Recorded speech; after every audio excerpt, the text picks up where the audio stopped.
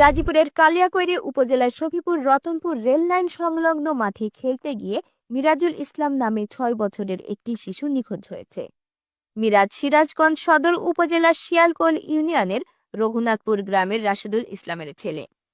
নিখোঁজের ১৪ দিন পার হয়ে গেলেও এখনও উদ্ধার করতে পারেনি পুলিশ। পরিবারের সদস্যরা চরম উদ্বেগ আর উৎকণ্ঠার মধ্যে দিন পার করছেন।